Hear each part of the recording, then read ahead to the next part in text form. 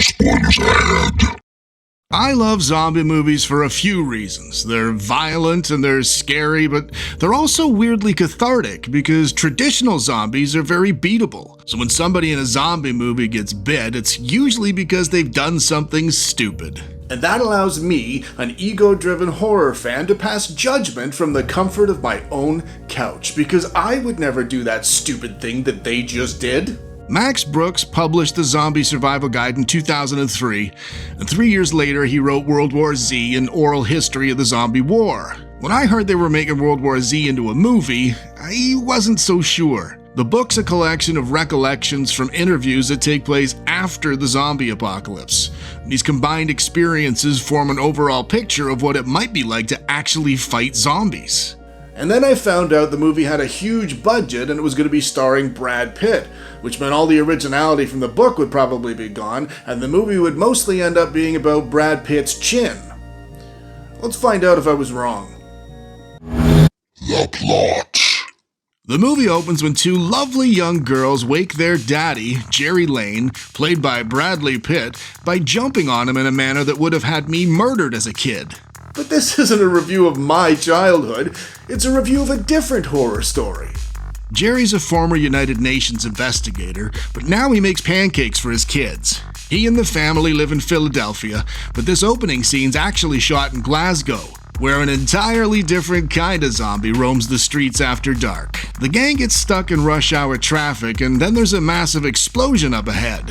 And then, a 2-ton truck appears out of literally nowhere, barrels past them in the direction of the commotion. So the former United Nations investigator decides it's best to speed off behind the 2-ton truck towards the explosion. And I'm already starting to wonder if Jerry's decision-making abilities might be the reason he's no longer with the UN. Without knowing what's actually happening, Jerry hurtles forward at tremendous speeds until he risks his entire family's lives when he gets them into a massive car accident. They get out of the total car dazed and terrified, and everyone's yelling and running and diving, and some people are screeching and leaping around like jungle predators with the growling and the biting. And during the height of the frenzied chaotic anarchy, Brad Pitt sees a man through a crowd, half a football field away, getting bit on the wrist by one of the overzealous, snarling assholes. And although he should be focused on keeping his wife and children safe, he decides to watch what happens to the bite victim for 12 entire seconds. And if I was one of Brad Pitt's children,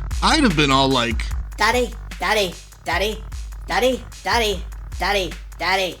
When he's finished sightseeing, Jerry steals a motorhome and manages to speed safely out of a gridlocked city in the largest, slowest vehicle human beings have ever manufactured for people with regular driver's licenses. A lovely family in Newark takes them into their apartment out of the goodness of their hearts. So Jerry eats their food and drinks their beer and leaves them to die the next morning when a helicopter comes to collect them from the roof. There's an exciting close call on their way to the extraction, but it turns out to be a false alarm. And of course it was. You're not going to pay Brad Pitt $14 million as your lead character, only to kill him off 26 minutes later. They're flown to a Navy vessel where the outbreak's being analyzed by military staff and scientists. The virologist on board seems convinced the outbreak is a virus. And everyone knows, if you want to develop a vaccine for a virus, it is vital to determine its origins.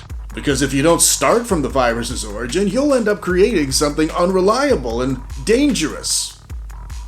Given Jerry's alleged experience with apparently everything, he's told he has to help the virologist with his work, or he and his family are going to be kicked off the ship. So he goes, which is equal parts good and bad for we in the audience, because it means the movie continues. During their flight to South Korea, the nerdy scientist can't contain his excitement when he's asked to talk about the viruses. And then they land and he accidentally shoots himself in the head, because Brad Pitt, the expert in everything, didn't bother training him in gun safety. But on the upside, it seemed like he had a really nice time during the flight. The American soldiers get the remaining crew inside to safety, and Jerry meets an imprisoned CIA agent played by David Morse, who pulls all of his teeth out and tells them to go to Israel. And when the fate of the world rests in your hands, who better to take advice from than a war criminal who pulls out his own teeth to impress strangers? One of the first things Jerry confirmed with the soldiers was the zombies' attraction to sound. And then on their way out to the plane, the soldier gives a 15-second-long radio reminder to keep things quiet. So imagine our surprise when Jerry's wife calls and wouldn't you know it, he's forgot to turn his phone off. This results in a zombie attack that kills some of the soldiers and turns the guy in charge into a zombie himself.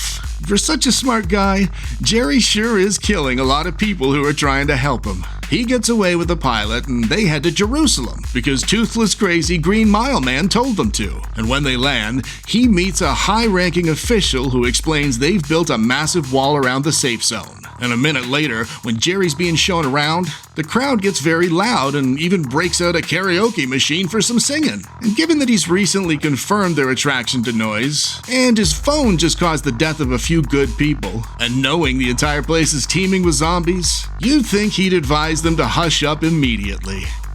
Nope. The shit hits the fan again and zombies start spilling over the walls. And now that he's directly contributed to the death of an entire protected city, he's whisked away to safety with an Israeli soldier as his personal escort. You gotta love Hollywood leads, but I do not. Oblivious to the damage he's causing, or totally indifferent to it, Jerry takes another of his reflective moments when he sees zombies ignoring an old man and a skinny little boy. And after a shitload of running and screaming and exploding grenades, another handful of soldiers die protecting Brad Pitt. And when the girl assigned directly to him gets bitten defending him while he's cowering on the ground in the corner, he shows how brave he really is by hacking her arm off with a machete. And that's after the zombies were killed, of course, and she was the last remaining soldier, so if he doesn't save her, he's all by himself. Just saying. The pair makes it to the airplane in time to escape. The selfless soldier's missing an arm, and Brad Pitt's hair is perfect. Jerry calls his UN boss and gets him to divert the plane to the World Health Organization's research facility in Wales, because he's got a theory. And to hell with the hundreds of other passengers and where they might want to go. And right after the call, a zombie stowaway breaks out of the toilet, which is unusual, given they're over Wales when it happens, and that means they've flown thousands of miles already. Which in turn means somebody infected got onto the plane and they didn't change over for 7 hours, or they were in the toilet from a previous flight and they stayed there quietly for 7 whole hours and nobody noticed them, which would in turn mean nobody had to use the toilet for 7 hours on a packed flight. You pick.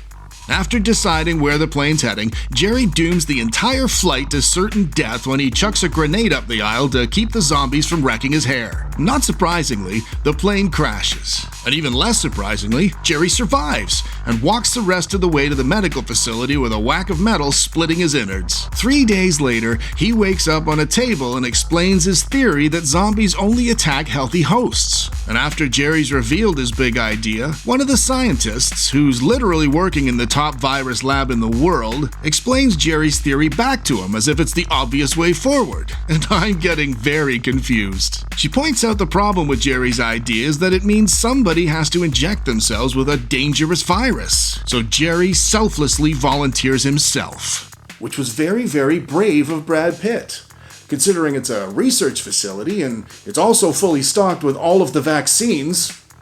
They decide to give the plan a try, but now they've got to figure out how to get to the pathogens. Because wouldn't you know it, they're stored on the other side of the zombies. So Jerry and the crew fight their way into the lab where the pathogens are stored. They'd probably have made it without any hassle at all if Jerry could have stopped stepping on broken glass for 5 seconds. He eventually makes it inside the lab, but before he can sneak back with the payload, this fucking guy blocks the door. So Jerry has to inject himself right there and then. And wouldn't you know it, his theory was correct. The guy who's been staying home, not cutting his hair, and making pancakes for his kids has just saved the world. The scientist vaccinates him right away, which makes her a much better person than me because I would have just injected him with water. What? For job security, I mean. Don't look at me like that. As if you'd go into your boss's office on Monday morning all forthcoming about the badly injured, non-scientist, unemployed pancake guy that just figured your job out for you. Jerry's reunited with his family, and to be honest, none of them really looked all that psyched. And who can blame them, really? They'll inevitably return to their mortgages and their homework and mundane, predictable 9-to-5 existences. And after an adventure like this one, it really makes you wonder who the actual zombies are. And there you have it, the plot to World War Z, aka, look at me, I'm Brad Pitt. The good bits. Surprisingly, a few of the CGI scenes looked really good. Probably because I'm a fan of 28 Days Later, and this is basically an extension of that aesthetic. I think it's always better to go practical with effects, but it's impossible to deny the impact CGI has had in filmmaking for character creation and set pieces and full world building. And in this movie, CGI helped create a frantic pack of mindless, ravenous things that had weight and velocity and an absolute lack of concern for consequences. And while I'll take the smell of latex and the mustache of Tom Savini over a keyboard any day, the CGI definitely served its purpose at a few points in this movie. The shite bits. I've said this in another video, I feel douchey saying the book was better, but in the name of honesty, I've got to call it out here. If you've read the source material for this movie, it's impossible not to make comparisons. I'm not going to turn this review into a comparative analysis. Suffice it to say, the book was brilliant. Reading it was like listening to the War of the Worlds radio broadcast. It was entirely up in your head, and it was fantastic, which is why I have trouble with so many fundamental choices they made with this adaptation. For instance, they decided to put a family at the heart of the story, which is normally a great idea to create audience engagement. But this particular family has no dynamic. Everyone is perfectly behaved. There's no tension amongst them. And I can't relate to a family like that. They gave the daughter asthma, but the setup never paid off. And by extension, Brad Pitt was a flawless hero. As I've said, the book had no main character, so they had carte blanche with Jerry. They could have made him whatever they wanted, but he was flat and emotionless and he knew absolutely everything. And that is so boring. I can understand the need for a more conventional narrative with such a big budget, but they could have made this compelling by adding some very simple things, like conflict and tension and charisma and maybe a character fault or two. Imagine how much better the ending could have been with a few simple tweaks. for instance, again. Instead of being Mr. Perfect, Jerry's a terrible husband and father. All he can think about is work. And it's so bad, we catch a glimpse of divorce paperwork in his wife's bag on the morning of the outbreak. And over the course of the story, through the brief phone calls, Brad Pitt learns the effect his behavior is having on his family. And his wife learns he was utterly unaware of it, and that he really is a loving husband and father. When things finally wrap up in the research facility, there are no vaccines. But Brad Pitt goes ahead with it anyways, because his self-sacrifice will ultimately save his family. Now that would have made him a hero, instead of just Brad Pitt with Kurt Cobain's hair. The verdict. So, should you watch World War Z if you haven't seen it yet? How the fuck should I know? I'm like 2 years old. In my opinion, if you've read the book, this movie's gonna let you down. But if you haven't read the book, it's not the worst movie ever made, it's just not a great zombie movie. But there are loads of different angles of Brad Pitt's chin, so there's that. Until next time, folks. It's me, Jonny, from that thing you just watched. If you enjoyed it, go down there and smash me in the face to subscribe. And if you want to watch another thing, there's one right there. Do it!